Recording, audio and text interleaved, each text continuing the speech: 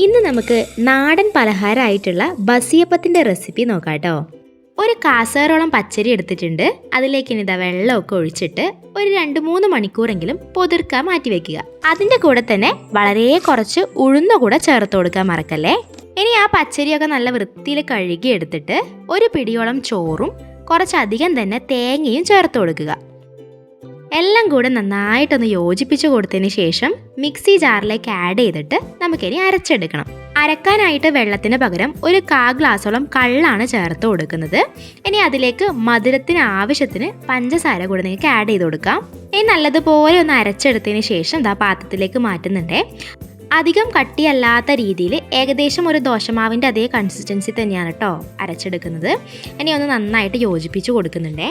ഇനി മധുരം ഒന്ന് ബാലൻസ് ചെയ്യാനായിട്ട് വളരെ കുറച്ച് ഉപ്പ് കൂടെ ചേർത്തിട്ട് അടച്ച് വെച്ച് ഏകദേശം ഒരു 6 മണിക്കൂറെങ്കിലും റെസ്റ്റ് ചെയ്യാൻ വേണ്ടിയിട്ട് മാറ്റി വെക്കണം. നമ്മളിവിടെ തലേന്ന് രാത്രി അരച്ചിട്ട് രാവിലെയാണ് അപ്പം ഉണ്ടാക്കാൻ പോകുന്നത്. റെസ്റ്റ് ടൈമൊക്കെ കഴിയുമ്പോഴേക്കും ഇതാ മാവ് ഇതുപോലെ നന്നായിട്ട് അങ്ങ് പൊങ്ങി വന്നിട്ടുണ്ട്. ഇനി ഇതുപോലെ ഒന്ന് യോജിപ്പിച്ച് കൊടുക്കുക. ഇനി ഇതുപോലെ ഒരു സ്റ്റീലിൻ്റെ പ്ലേറ്റ് എടുത്തിട്ടുണ്ടേ. അതിലേക്ക് കുറച്ച് വെളിച്ചെണ്ണയോ നെയ്യോ ഒന്ന് തടയിയിട്ട് ഇനി അതിലേക്ക് നമ്മുടെ മാവ് നമുക്ക് ഒഴിച്ചു കൊടുക്കാം. അമ്മ ഇവിടെ അടുപ്പൊക്കെ കത്തിച്ചിട്ട് നമ്മുടെ ഇഡലി പാത്രമാണ് കേട്ടോ വയ്ക്കുന്നത്. അപ്പോൾ ഇഡലി പാത്രത്തിൽ ആവി കയറാൻ പാകത്തിന് വെള്ളമൊക്കെ ഒഴിച്ചിട്ട് അതിലേക്ക് നമ്മുടെ പ്ലേറ്റ് എടുത്ത് വെച്ചിട്ടുണ്ട്. പ്ലേറ്റിൽ നമ്മളിപ്പോൾ ഓൾറെഡി വെളിച്ചെണ്ണ തടയിയിട്ടുണ്ടായിരുന്നു.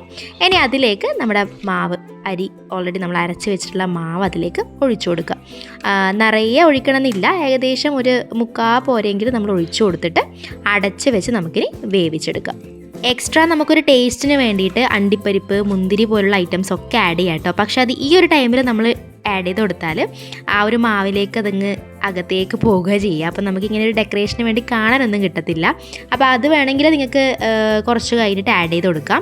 അതുപോലെ ഇവിടെ നമ്മൾ ഏലക്കായ് വിട്ടുപോയിട്ടുണ്ടായിരുന്നു കേട്ടോ പറയാൻ വേണ്ടിയിട്ട്, ചേർക്കാനും വിട്ടുപോയിട്ടുണ്ടായിരുന്നു. അപ്പോൾ ആദ്യത്തെ കൂട്ടിൽ നമ്മളത് ഒഴിച്ചിട്ടില്ല.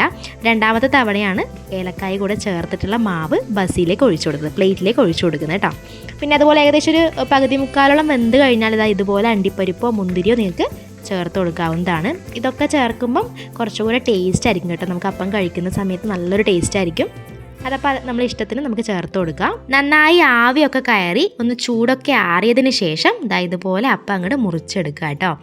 ബ്രേക്ക്ഫാസ്റ്റ് ആയിട്ടോ അതുപോലെ ഈവനിങ് സ്നാക്സ് ആയിട്ടോ ഒക്കെ വളരെ ഇഷ്ടപ്പെടുന്നൊരു പലഹാരം തന്നെയാണ്. എല്ലാവരും ഒന്ന് ട്രൈ ചെയ്ത് നോക്കുക. അപ്പോൾ ചാനൽ ഇഷ്ടമാണെന്നുണ്ടെങ്കിൽ സബ്സ്ക്രൈബ് ചെയ്യുക, സപ്പോർട്ട് ചെയ്യുക. അടുത്തൊരു വീഡിയോ ആയിട്ട് നമുക്ക് ഉടനെ തന്നെ കാണാം കേട്ടോ.